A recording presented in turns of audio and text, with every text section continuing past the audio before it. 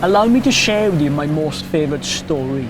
It's about the life of a man who lived as most holy, from the right hand of the Father to the crib he descended, to grow up and give up so brokenness gets mended, so we can be part of the family as God's adopted son or daughter. So let me tell you about Jesus through the journey of water.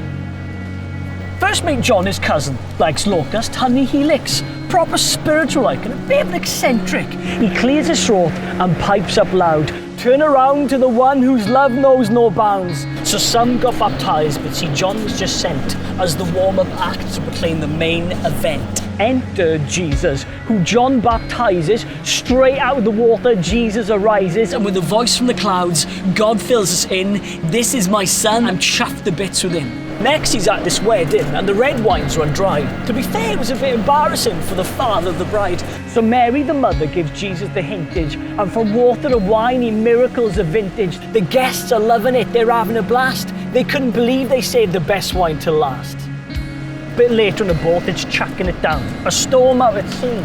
Are we gonna drown, think Jesus' mates? Is this really their fate? See, they're all freaking out. Meanwhile, Jesus is having shut-eye and he's out for the count. Waves thrashing, water rising, boat sinking. How's he kept through this, Jesus' buddies are thinking? Till, what's the problem, asks Jesus. What's all the fuss? Says shush to the storm, they descended a hush. Next, a new scene, but similar scenery.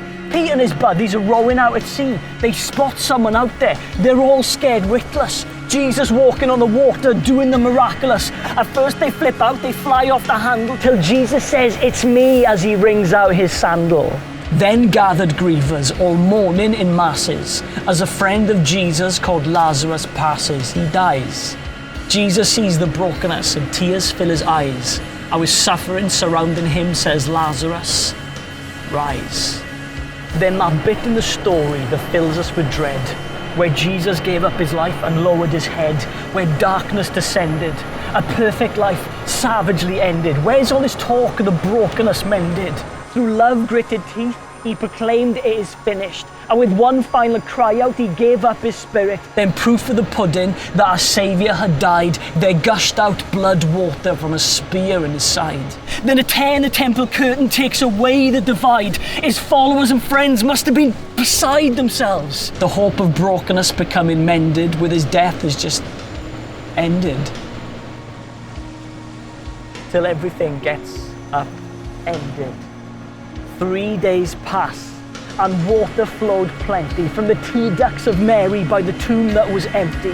What's wrong, asks the gardener. Then imagine her surprise to notice not a gardener, just Jesus alive. He kicked off his mission with a water baptism. He lived and he died to free us from the prison of our sin and ourselves, all our shame and division.